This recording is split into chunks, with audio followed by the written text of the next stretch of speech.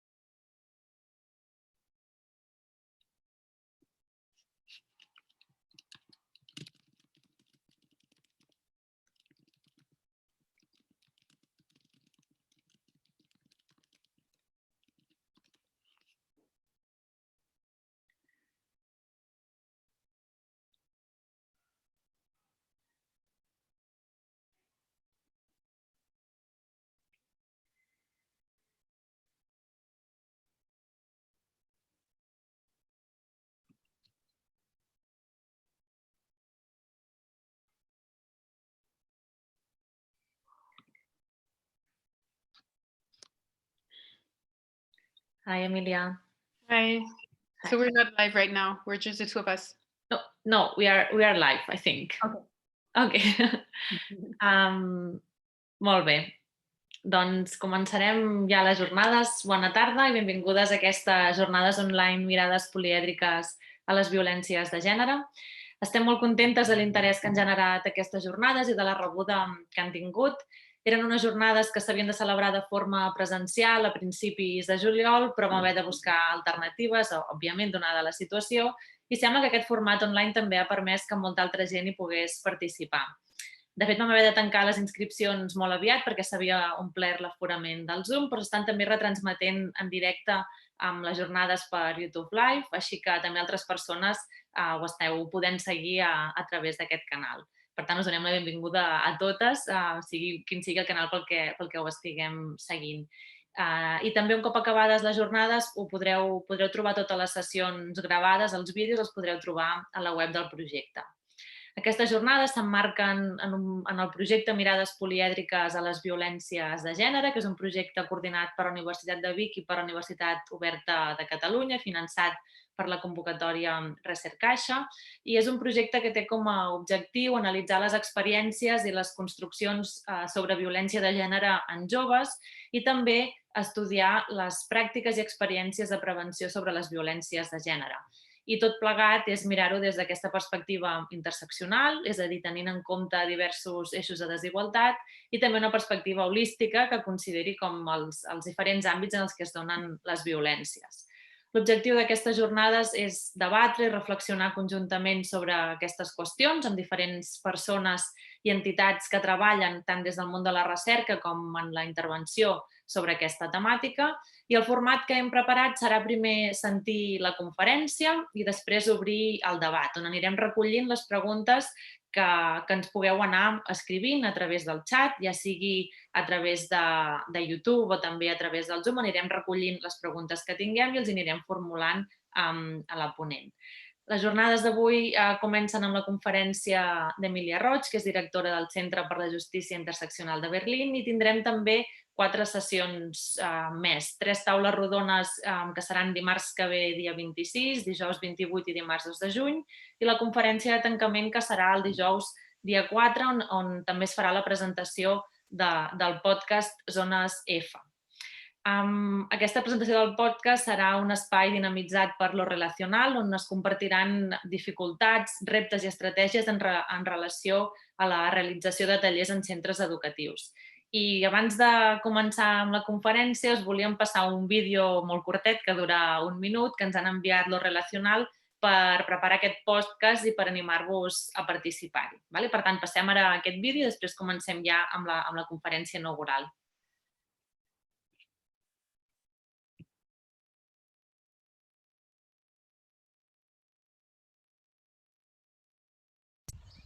Hola, bona tarda, jo sóc la Patrícia. Jo sóc la Desiré i juntes som lo relacional.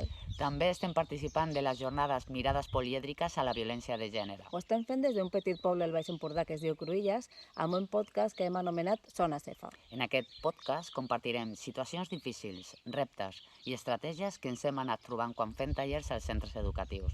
El podcast escoltarà l'últim dia de les jornades, que és el dia 4, i el que volem és que sigui un espai compartit. Per això estem fent aquest vídeo, per convidar-vos a participar.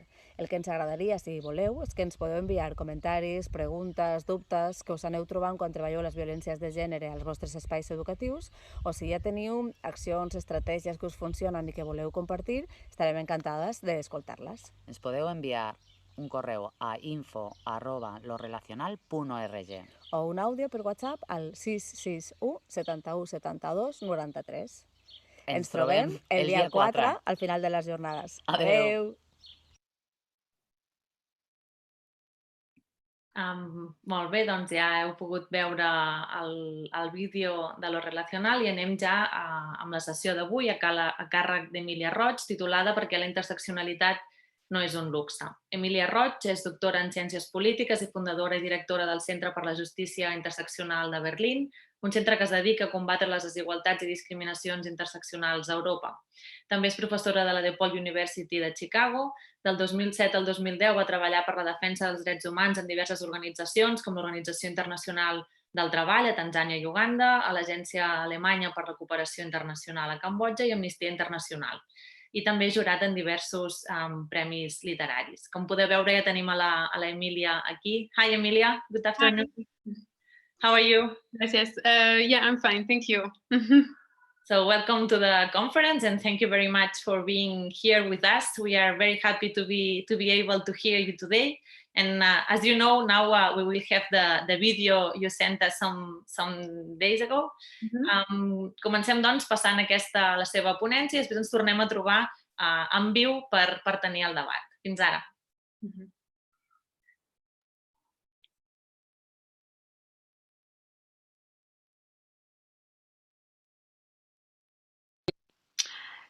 Good morning or good afternoon or good evening, everyone. I'm very happy to be here today to give the keynote of this very important conference on gender-based violence and an intersectional approach to it. My keynote will deal with intersectionality as a concept. So I've opted for a format where I will show the slide on the side. So I have sent the slide as well, and I will be recorded. I couldn't manage to do it two at the same time. I think there was a problem with the file compatibility on my computer. So I hope it's good for everyone and that you can see the slide and see me at the same time. So the title of this keynote is called Why Intersectionality is Not a Luxury. We hear about intersectionality increasingly in the European context and also specifically in the public policy field. However, many people who use the term and who try to also apply it to their work fail to really understand the political meaning of intersectionality, because essentially this is a political project more than a neutral or objective theoretical framework in the sense. I mean, of course, like I don't believe in objectivity, so that's why it shouldn't undermine the fact that intersectionality is a scientific theory, but however, it's also intersectional in the sense that it also deals with political projects and also movements for social justice. So I'm going on the first slide. Discrimination. So it's really important to understand that intersectionality can only be approached if we look at discrimination. Discrimination is really central to the meaning of intersectionality, and many times we tend to avoid it and try to represent it as a synonymous for diversity. In the sense, I would also say that diversity is intrinsically linked with discrimination, because there is no lack of diversity without discrimination, and discrimination impacts on diversity as well. Discrimination has always 4 dimensions, and many times the individual dimension of discrimination is put forward and overemphasized. The individual aspect of discrimination describes the ways in which discrimination occurs on an interpersonal basis. It would be, for example, a person A discriminating against a person B, mostly with intent and also with being aware of this. Of course, the legal and policy frameworks on discrimination have also added instances where discrimination is not intended and also not conscious. But this aspect of discrimination, which involves two people who are, through their actions and opinions, creating a discriminatory pattern, are only the tip of the iceberg. There are other dimensions of discrimination that ought to be taken into account if we want to truly understand what intersectionality is about. And those dimensions are structural dimension, the historical dimension, the institutional dimension of discrimination. So if the slide needs to be also moved forward. Then those dimensions of discrimination represent, so for the historical dimension, we're looking at the ways in which past events and past systems continue to have an impact on today's discriminatory pattern. For example, it's impossible to look at the discrimination faced by people of African descent and of North African descent or Southern African descent in France, in the French context, without understanding or truly analyzing the impact of French colonialism on the social fabric of France today. Similarly, it's impossible to understand truly or to analyze fully in a holistic way the gender pay gap in the Swiss context if we do not take into account that women in Switzerland only gained the right to vote in 1977, which is really late if we think about it. So this is the historical aspect. The institutional aspect concerns the ways in which people in institutions and in positions of power, through their decisions and their actions, create discriminatory patterns, but mostly unwillingly and also unwillingly and unconsciously. It has to do with implicit bias and in the ways in which implicit bias, meaning our unconscious prejudices that we harbor against people and the characteristics that we project onto them that have been ingrained in us ever since we were very little through images in the media, in books, in literature, in films that represent people in a certain way and impact on our perception of them. An example would be a teacher in a school that tend to believe unconsciously that girls are less apt and less competent at scientific subjects, and in this sense they will tend to give them lower grades even if they fare better, or they would the teacher would, for example, allocate them or suggest to them to go in another study path. But this would be motivated by her subconscious biases. And the other side of the coin would be that she would tend to promote young boys in this direction and to push them and to make sure that they get better in this subject. So that would be an example of institutional discrimination. But it's true for every people in positions of power. So it can be judges, police officers, it can be health personnel, mostly doctors, deciding on what diagnosis they are faced with and what kind of treatment they should give, and also on the way they interpret what the patients are saying. And so people in positions of power are essentially people who make decisions in our institutions and who may not look as, people in positions of power. So for example, teachers are people in positions of power. And so the aggregation of these decisions and this differential treatment, when it's multiplied by the number of people working in these organizations, it creates patterns of discrimination that we describe as structural discrimination. Structural discrimination gives us a statistical picture of discrimination in a certain field, in a certain societal field, be it in the school system or, for example, in the labor market, in the justice system, looking at the prison population, for example, or looking at management boards. And so we see, for example, when there's only 10% of women in management boards in Germany, that, and in other countries as well, I'm making up this statistic, but we can see then that we're faced with a discrimination pattern, which is structural discrimination. So this is for the 4 sides of discrimination. The problem right now in most of the programs that we deal with, so be it also a program on gender-based violence or a program to counter the gender pay gap or a program against racism in schools, let's say, that they tend to focus, next slide. They tend to focus on the individual aspect and overlook the historical, structural, and institutional aspect of discrimination.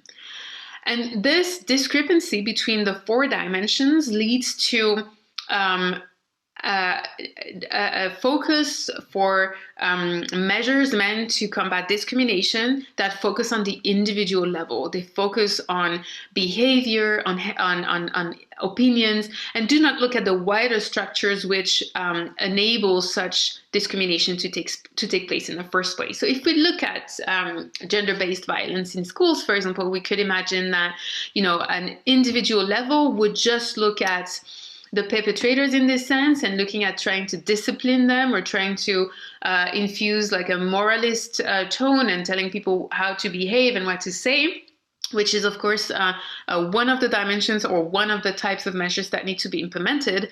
But there's also another, if we look at the structural, historical, and institutional dimensions, it would mean that we are trying as well to impact on the school structures that are creating a hierarchy between girls and boys, and also who are excluding every people living outside the gender binary, so who do not identify as girl or boy or neither nor, and who get impacted as well by this hierarchy and the gender inequality and the violence that ensures. So that's why having a holistic approach would look at patriarchy as a system and what in the school is driving a culture or reinforcing a hierarchy between boys and girls and between the binary and the non-binary people.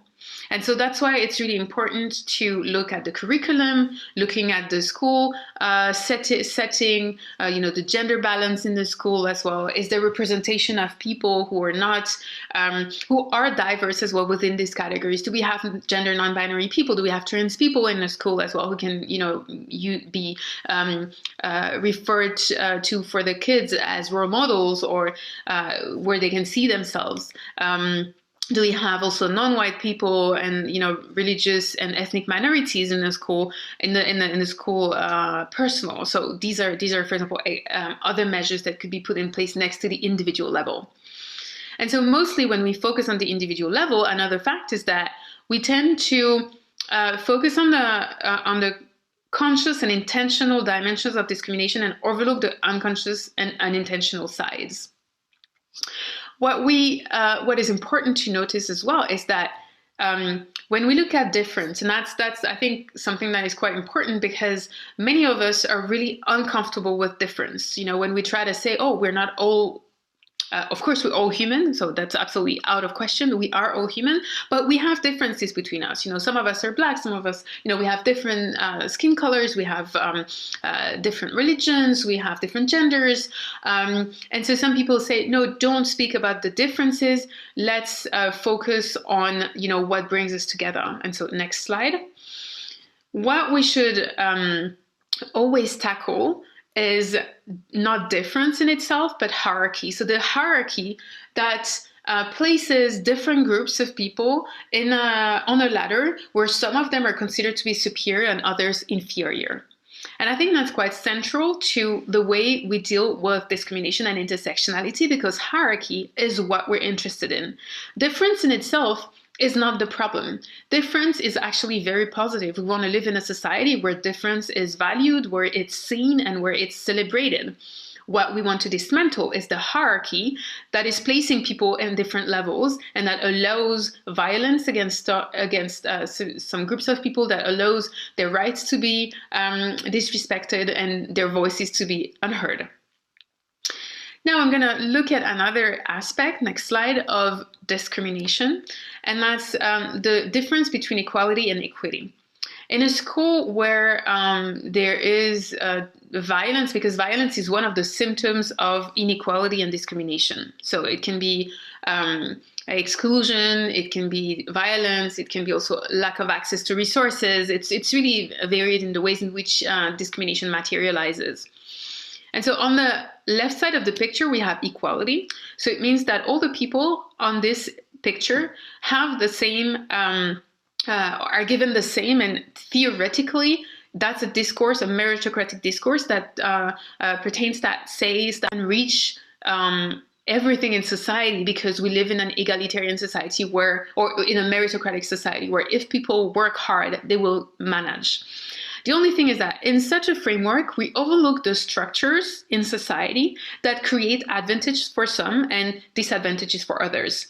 We see that the blue person has not only accessories, and can really fully participate in the game, but also is on a ground that is high enough and with a fence that is low enough so that they can see the game properly and completely enjoy, have full access to it. The red person needs to be on her toes in order to see it. And so it's a situation where the structure is not playing fully for her. She has to make an effort in order to fully participate. And the yellow one can see through a hole in the fence, meaning that full participation is not given for them.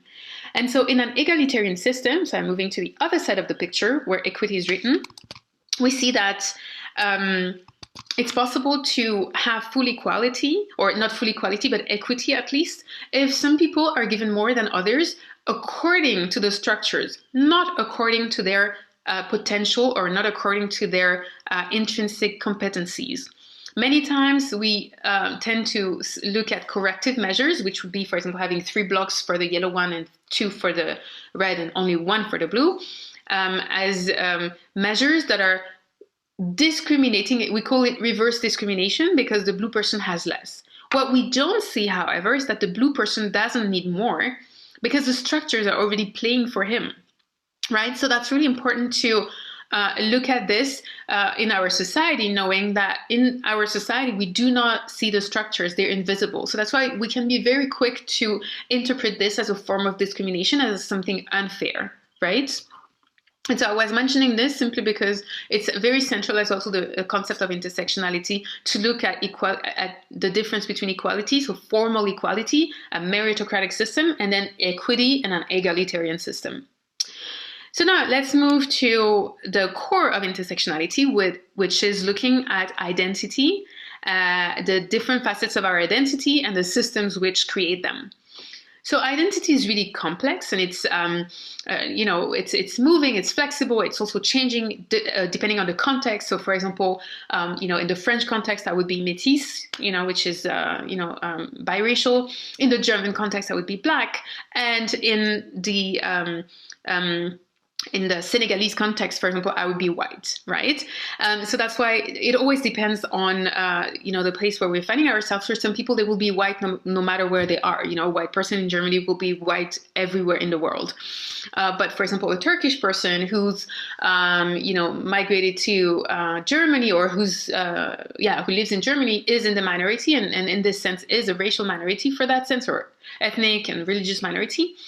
But in Turkey, because this person belongs to the majority, to the cultural, ethnic, and religious minority, they would be white, right? And so if we look at all those categories that are looked on the slide, so next slide, so the slide on identity, there's the triad gender, class, race. So it's like the typical triad when speaking about intersectionality, and I added as well age and disability to it. It doesn't mean that they're hierarchized, but just showing that even if they're represented in different sizes, it's just like to give examples. And those categories are overarching categories that give information about who we are and how we are perceived to the world. So none of us is born as we think we are. I wasn't born woman, I wasn't born black, I wasn't born queer, for example, but what it means is that society is creating these differences. So it means that all of those are constructs. So I'm going to start with gender because I think this is the category which is the most contentious. But gender is not biological given, right? Of course, we have different genitalia, and that's why we've decided, or at least science and the medical system have decided to fix gender, or not the medical system, but more like our social norms have decided to fix on the genitalia to define if somebody is male or female, and to really fix on those two rigid genders. But science recognizes more than 5 genders, not only based on genitalia, but also on hormone levels, on chromosomes, also on anatomy. And so it means that the fact that we are born as male or female is constructed by our society, by different ways of expressing ourselves. So for example, if you look at my body language right now, it's not something that was inborn. It's something that was developed as well, because I looked at other women and how they speak, and I mimicked it from a very young age. So today I'm not aware of that anymore at all. So that's why I imagine that it's completely natural and innate, but it's not. And so that's why gender as a category should be considered to be it's really important to consider it as a category that goes beyond the gender binary. Any policies that entirely focus on men and women and who reinforce those two categories tend in the long term to reinforce patriarchy. Because patriarchy functions by having two categories of people who are placed in a hierarchy where the masculine and everything that is considered masculine is placed higher on the hierarchy rather than what's feminine. We can see that in the way we raise our children, for example. Many people say, oh yes, I'm completely open to gender neutral education, but only one way around. We see that when little girls are wearing pants and short hair and are really boyish, we find that quite we encourage that as well, because we find it good to have a girl that is active and not too girly. But when it's a boy that wants to wear skirts, long hair, and nail polish, or plays with dolls and unicorns, for example, then it creates some sort of discomfort. People are uncomfortable with this. Why? Because we continue to place the feminine below the masculine, and it's something that we teach our boys to reject from a very young age. And this is how patriarchy functions, with this hierarchy, with this ingrained hierarchy. And so having genders that are beyond this binary help as well dismantle patriarchy in the long term. I'm not going to spend too much time on class and race. We see that those categories are as well moving, and that, for example, socioeconomic background and education level are two different things. You know, some people can have a high socioeconomic background and low education level, and vice versa. So it can be moving as well in a lifetime. On race is an overarching category, which also poses some problems in the European context, because there's a reluctance to see race and to see racial difference, which is very, very problematic, because there is racism in Europe. And so trying to erase this category is very problematic, because it doesn't allow us to speak about racism as a system. Right? And disability as well is constructed simply because disability is based on the norm healthy and on the norm able. And those norms are constructs. If we look at, 60, 70 years ago, Jews and Roma people and homosexuals were considered to be unhealthy in a medical sense. Right, and this has evolved.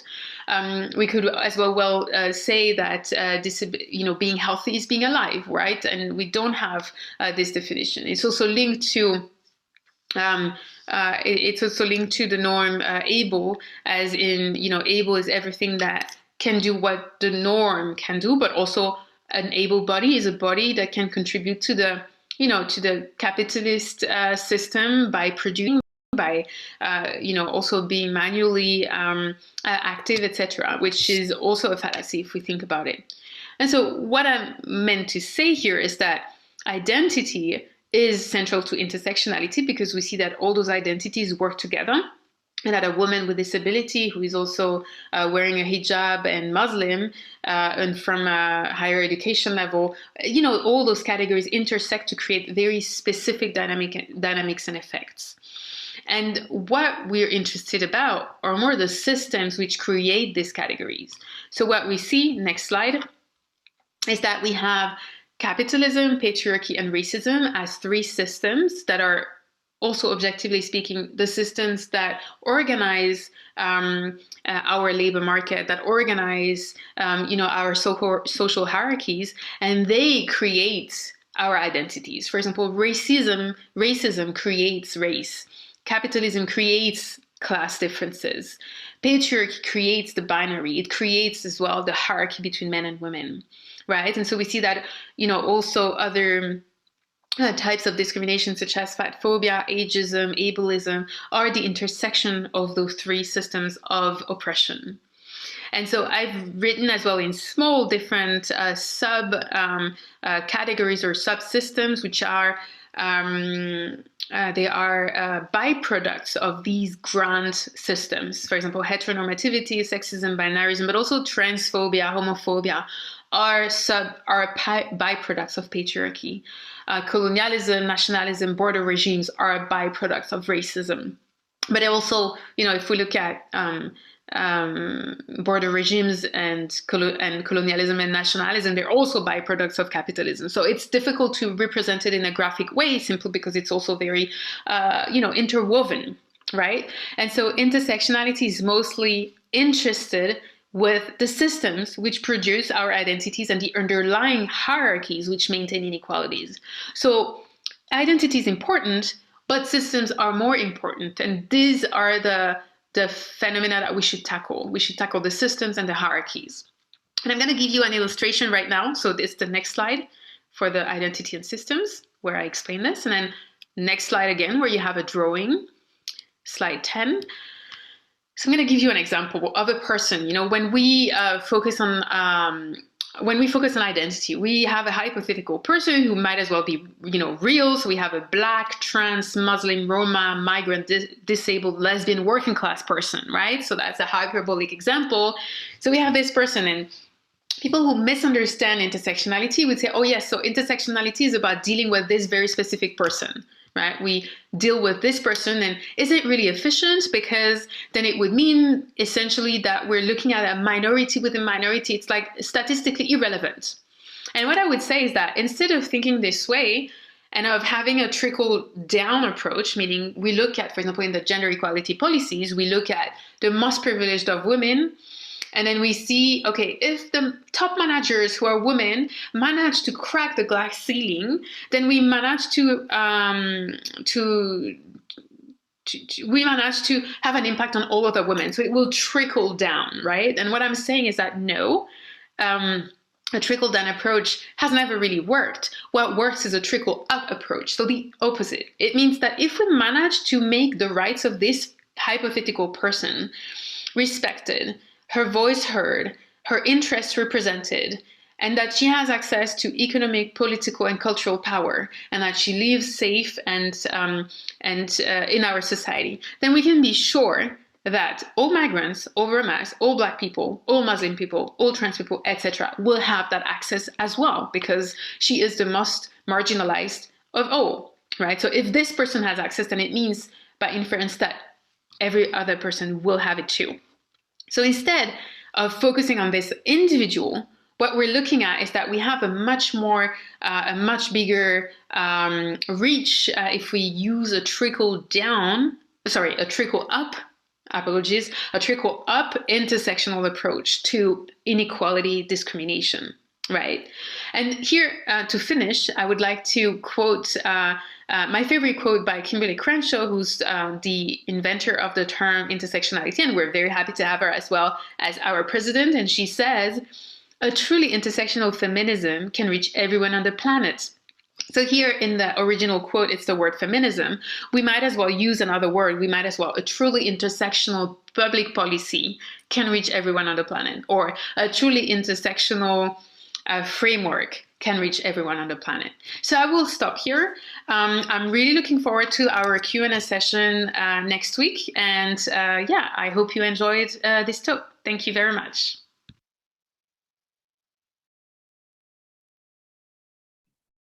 Hello? Hello. Hello. Yeah, hello. You hear me? Yes, I can. I can hear you. Okay, now. So thank you very much, Emilia, for your really interesting talk. Now we will open the debate. I think that we still don't have any question, but I have some questions prepared. Obrim ara l'espai per les preguntes que li vulgueu fer. Podeu fer preguntes a través del xat en català, en castellà o en anglès i ja ens encarregarem nosaltres d'anar-ho traduint.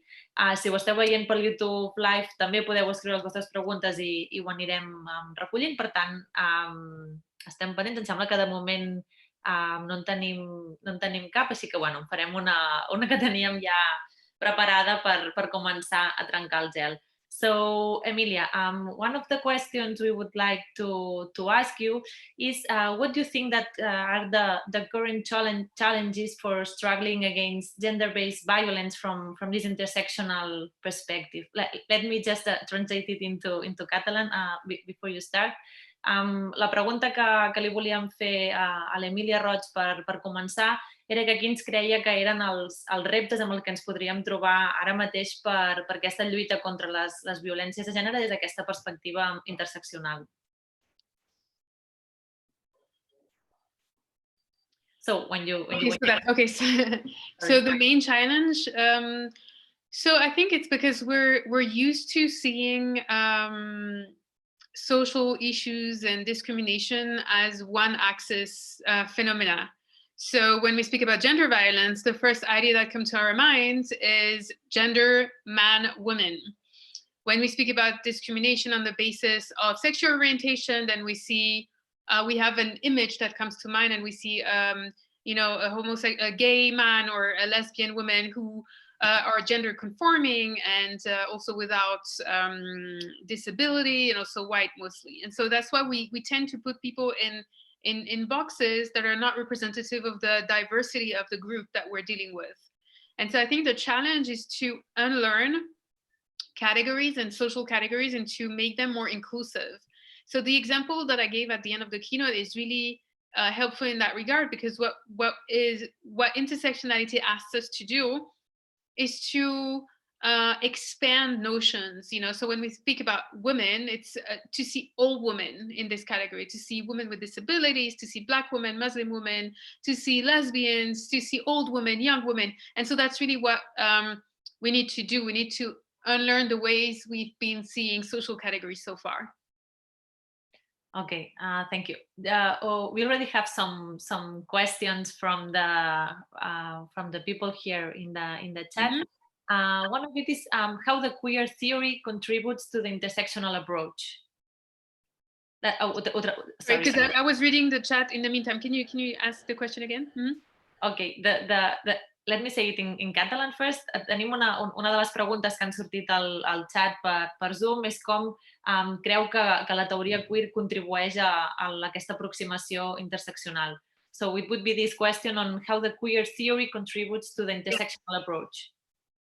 Oh, well, it does very much contribute to it, because queer theory is about breaking the binary. So it's about breaking the gender binary, and also, of course, many other things. But essentially, it's about trying to deconstruct patriarchy as a system and understand why, heterosexuality and heteronormativity is placed above as the only norm and the only possible sexuality and only possible way of desiring and existing in the world. And so that's why it definitely contributes to intersectionality, in that it deconstructs categories, social categories, and the social category of gender. And that's why it's really important to not stay fixed on the idea of men and women when we speak about gender equality policies, for example, which is mainly the case in national governments and European institutions, that we fail to break the binary. So yeah, it's an enormous contribution to it. But okay. I would say that it's not like that queer theory contributes to intersectionality. It's more like they're intricately linked to each other and feed each other in many ways. Mm-hmm. There's another question that says that in your opinion, do you think that the concept of intersectionality should be like a substitute of other acceptions of gender equality? No, not necessarily. Not necessarily. I think that we still need to have a concept of gender equality, and I would like to, instead of speaking about equality, I'd like to speak about justice instead.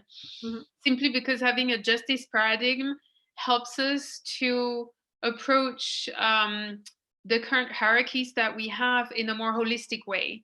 If we keep speaking about equality only, then we can be as well content with frameworks that do not produce justice. And an example of this would say, oh, okay, so we want men and women to have equal pay. So then it means that we need to have women working at the same level of men in companies, but we don't put in question what it means to adapt to the current masculine model that we have.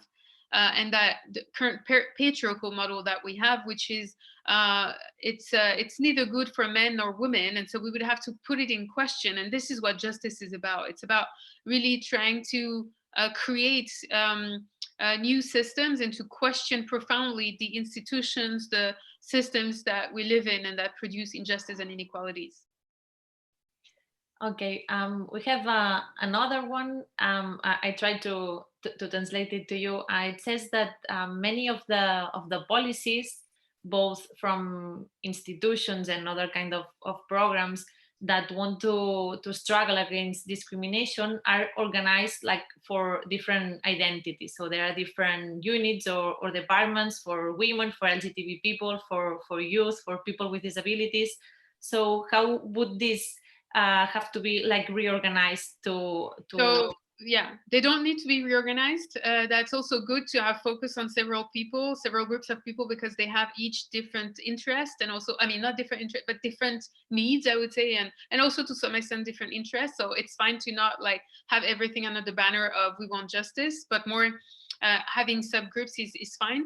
But it's more to ensure that in these groups, everyone is included. So if we have a program working on people with disabilities, we want to make sure that migrants, asylum seekers, that women, that young people, old people, but also ethnic minorities, religious minorities and queer people are included in this category. And that's the same with, when we work with a category women, making sure that all types of women are recognized and have an equal voice in these programs. So it wouldn't have necessarily to be reshuffled completely. Yes, but that's what I would say at this point. Okay, thank you. En tenim un altre del YouTube Live, també una altra de les preguntes que pregunta sobre la relació entre la perspectiva aquesta més individualista i el neoliberalisme. So, Emilia, we have another question from YouTube Live that says, do you think that individual perspective is overestimated because of neoliberalism? Yes, absolutely. We live in a society where the identity and the individual takes up enormous space. And in one hand, I mean, because nothing is only bad or good. So, I mean, of course, there is a positive side to it, meaning that we attribute more weight to well-being of people and to making sure that people are recognized. But on the other hand, it's negative because we do not recognize the systems that create inequalities in the first place. And we cannot see ourselves as a collective. And that's the main issue, because humanity is a collective, and currently neoliberalism comes in the way of transcending identities. And so I'm saying this, and I'm very careful and cautious while saying this, because transcending identities doesn't mean that we shouldn't see race anymore, because it's too early. We need to continue seeing differences such as race, sexual orientation, and different identity traits that are the basis for discriminations. But our aim is to go beyond this. And in order to go beyond this, we shouldn't overinvest identities and overinvest people with these identity traits, but more tackle the systems that create these identities and that underlie the differences and the inequalities. Mm-hmm. Tenim una altra pregunta sobre les diapositives i sobre la mida de les diferents identitats que sortien. We have another question in relation to your presentation, where in the image we had like different circles with different sizes in relation to identities. And the question is why there were like different sizes in relation to race or gender or age. Yeah, of course. So the sizes doesn't really relate to the importance of groups, because there is no hierarchy between identities. So first of all, I wanted to say that. Second of all, I put race as a slightly bigger circle simply because in the European context, it tends to be completely overlooked and undermined. And so I wanted to go against this tendency to undermine race. And so that's why I put it in a bigger circle. Then age, I put in a very small circle simply because it doesn't have the same history of discrimination as other identity traits, which are the basis for structural systemic discrimination in a more consistent way. For example, age can be sometimes an advantage, sometimes a disadvantage, and all of us were young at some point, and most of us will be old. So that's why, in different, it's always like a transversal category which plays in. An example would be that age can be, old age can be a positive attribute if two other categories are met, being male, white, or three, male, white, and wealthy. So an old, white, wealthy man, in his case, age is even adding to his status and to his social capital in a sense. If it's a woman, it changes drastically because an old woman is losing a lot of, is going down on the social hierarchy with age. And that's, the same if instead of being rich, the man is poor. A poor old man is not gaining weight on the social hierarchy. So that's why it's really important to look at age as a transversal category. And then there are other, and I don't know if it's a different question. Oh, yeah. Gordophobia. So speaking about fat phobia, I don't know if this question was related to it. Yeah, it's asking why it was like set apart, the gordophobia. Oh, okay. So it was set apart with ageism, fat phobia, because and also ableism, because those systems, for example, fat phobia is the intersection of patriarchy, capitalism, and racism. Simply because the looking at the slim body as the norm is also very racialized and represented as well by European features. In many ways. And then secondly, with patriarchy, of course, because the female body is put under scrutiny and is constantly criticized, commented, and like a natural body as it isn't allowed to exist in our patriarchal society. And capitalism, simply because symbolically slimness represents self-control, success, beauty, and is attributed to beauty norms that are very capitalistic in essence. And I'm forgetting something as well about, the medical system as well is contributing to fat phobia, simply because it represents fat bodies are unhealthy bodies. And this is inherently interwoven in notions of health and capitalism as well. And so that's why I put it on the side, because it's intersected and it doesn't belong to either patriarchy or racism or capitalism fully. And that's the same with ageism, as I said, and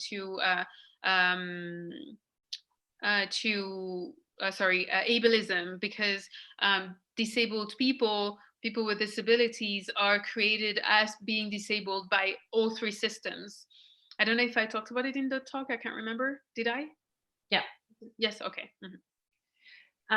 There's another question. It's a little bit long. It says that when you were talking about the possibility of erasing the discrimination for a person that is situated in different axes of discrimination, when you said that when you eliminate the discrimination that people is suffering for a single axis, then people that suffer any of other discriminations can be like erased. The question is, as I understood, it seems to be a more like a multiple layer discrimination approach and an intersectional one. Can you explain more, please? Sorry, can you repeat the last bit? Yes, so it seemed that this last part of your presentation, when you said that we are going like against one of the acts of discrimination that this person is suffering, then we can like erase. I can explain. Mm-hmm. It seemed like a multiple layer discrimination and not an intersectional approach.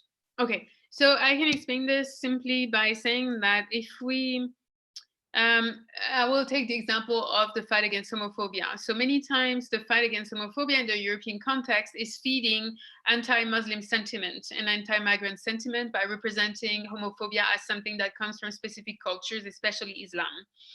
And so it may open society to more to accept queer lifestyles and to accept queer relationships. So that would be like an advance on one front, and then the other one would be that Muslim communities are further marginalized. Another example that I can give would be the fight against gender inequality, and for example, making sure that women employed on the formal labor market that are mostly privileged and hold diplomas would be working more on the labor market. So it would mean that within the company, the gender pay gap would be leveled a little bit. But for this to happen, they will be employing women, racialized women, migrant women who are underpaid and marginalized on a semi-formal or informal labor market, which would mean that inequalities within the category of women would become bigger. So only if we take race, ethnicity, socioeconomic background, sexual orientation, and all relevant factors into account when we deal with public policy issues can we create more sustainable solutions that do not discriminate or that do not further discriminate against already marginalized groups. Okay. We have another question in relation to what do you think that are the contributions from the colonial theories to intersectionality? Oh, of course. I mean, it's definitely part of it. It means that decolonial theories, post-colonial theories are intrinsically linked to intersectionality, because what it's all about is trying to analyze power and trying to understand what power does to social inequalities and social injustice. And power was created, or power imbalances were created for a big part by colonialism. And so that's why a decolonial and post-colonial approach to intersectionality, or at least that the two are intimately linked. Okay, let me see if we have some more questions. Yeah, so there's another one that says, hi, Emilia, thank you very much for your keynote speech. Do you think that there is a communication gap between intersectional theory and public policy? If so, how can we address it? Okay, so yes, there's definitely a gap. Why? Because public policy likes to mostly, okay, I'm going to say that intersectionality is a very political project. It's a political project, it's a subversive project, it's a disruptive project. And public policies do not want disruption, they want solutions.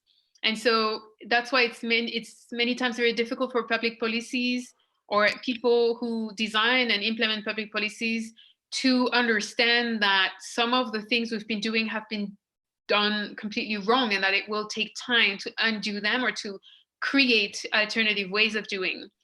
And that's where the knot is coming, and also because, so I think in a quite neutral way, and also because we're putting in question a whole discourse in our societies that has placed certain people above others, and public policies are many times very oblivious of these, more fundamental conversations that needs to be had, and that's why I would say we need more time, and time is also a factor, because public policies, they want fast results, they want frameworks, they want deliverables and things that work, things that they can sell. But intersectionality doesn't, if it's applied well, cannot give that, and that's why, I mean, it's a revolutionary theory that can nevertheless be applied. It's just that we need to unlearn and think of new ways of doing public policy. So it's not impossible, and I see that it's being done currently, but mainly what comes out of it is a little bit of irritation, so, oh, okay, so what does it mean? We can't apply intersectionality very neatly in our current framework. How are we going to do that? And that's the problem. Okay. I think that related to that, let me say this in Catalan first. Some people is asking that we also translate the questions. Una altra de les preguntes que també li volíem fer era si que des de diverses posicions s'ha dit que hi ha hagut com un blanquejament, no, de la teoria de la interseccionalitat quan s'ha aplicat tant a la recerca com en les polítiques públiques, i també li volíem preguntar doncs, què es podia fer per evitar aquestes pràctiques o per tenir-les en compte. Emilia, one of the questions we also wanted to ask you is that, as you know, numerous scholars have pointed at the risk of whitewashing when applying intersectionality frameworks, both in research and in public policies. So our question would be, what should be done to avoid such practices?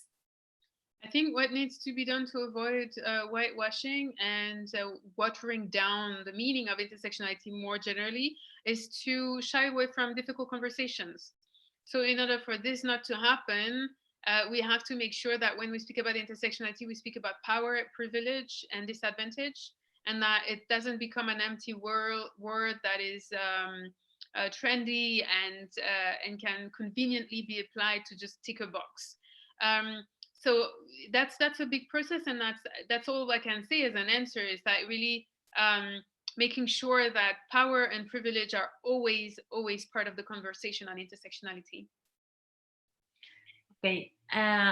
També en relació al context que estem vivint, una altra de les preguntes que ens sorgia era com es podia pensar o què ens podia portar aquesta perspectiva interseccional per entendre també doncs, la situació que estem vivint ara de confinament, no? I també especialment en relació a la violència que es pateix a casa. So, Emilia, a question more related to the current situation. How do you think that we can think about this lockdown and the current situation in general from an intersectional perspective, and specifically in relation to the violence suffered at home that is really deeply related to gender-based violence? Yeah. So I have to tell you as well, I'm in Germany, and in Germany we don't have a lockdown. So it means that throughout the whole pandemic, we have been able to go out freely, to go to parks, to just be on the streets. And so that's why the impact of the lockdown has been slightly less than in other countries like Spain, Italy, France, where the lockdowns have been very repressive and also extremely rigid. And I'm speaking for the French context mostly because this is the one I know best, where my family is, where suddenly the police and the military have been given a lot of power to enforce the lockdown, and it has widened inequalities and in a tremendous way. Simply because people who are, in a lockdown in their secondary home in the south of France with a big garden are suffering less than people who are living in cramped spaces with many family members in the outskirts of Paris, where there's absolutely nothing around. And of course, in these situations, domestic violence is exacerbated, but not only. I mean, of course, domestic violence is happening in all social backgrounds, so even very rich people in the countryside of France, are experiencing domestic violence too. Many times it's not recognized as such because it doesn't fit the narrative. But I would say that what can be done to apply an intersectional lens to it is to really also at this stage put in question the system, our system that has rendered some people invisible, some jobs invisible, some vulnerabilities invisible, and to really make sure that that we understand what processes and what systems, what societal structures have created these inequalities.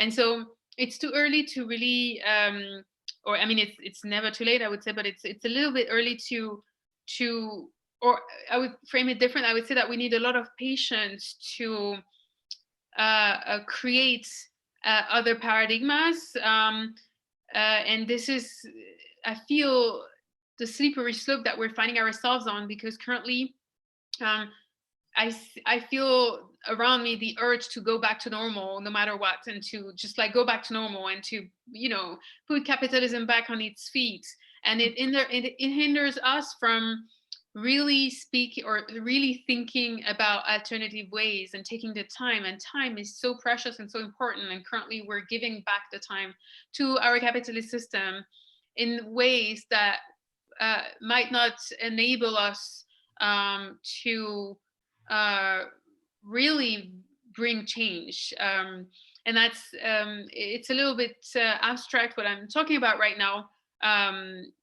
But yeah, at this stage, that's all I can say, really. Okay. Farem un parell o tres més de preguntes. En teníem ja una aquí d'abans, que perdoneu que no l'havia vist, sobre com mantén la relació entre els drets humans i la interseccionalitat. So we are going to take 2 or 3 more questions. We had one that someone asked before. It says, how do you understand the relationship between human rights and intersectionality? Well, human rights,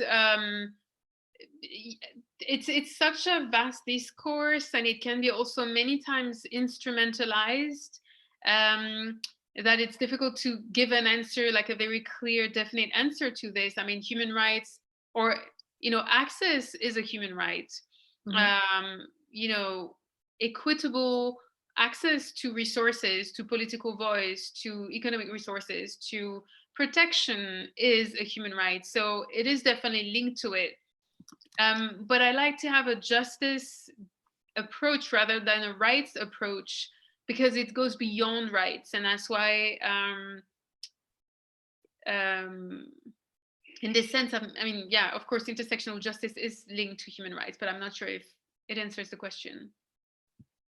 Okay. And we had another one, maybe the last one, because I don't see any other question. Una altra pregunta que diu, com podem aplicar de forma pràctica accions per la igualtat de gènere o la justícia de gènere de forma interseccional? So this question is asking, how can we apply specific actions for gender equality or for gender justice from an intersectional perspective? So I think is asking about a really concrete and specific and practical actions. Yeah. Well, there are several questions that we can ask ourselves to ensure that we have an intersectional approach. And the first question is, are we including everyone in the target group? Do we forget anyone? Are we having in mind the most marginalized of all people in this group? And that's more like, the little image that I showed with this hypothetical person. Do we have this person in mind? The second question that we can ask is, are there some patterns of discrimination within this category that are invisible for us and that we could uncover? And this requires some analysis and to really try to speak as well to the people we're working with and knowing, okay, are there some discriminatory patterns that we do not see? And the third question would be, by doing the action that we're currently undertaking, are we furthering or are we making some types of discrimination worse? So again, it's not an easy question to ask, and it's also not easy to answer, but it requires some work to at least make sure that it doesn't. Yeah. Mm-hmm. Okay, so I think that we don't have more questions. And yeah, thank you very much, Ingrid. I just saw as well in the chat, and for everyone who participated, I wish I could have seen you in person. Yeah, sorry, I interrupted you, but I just wanted to say that before it goes in the chat. Don't worry.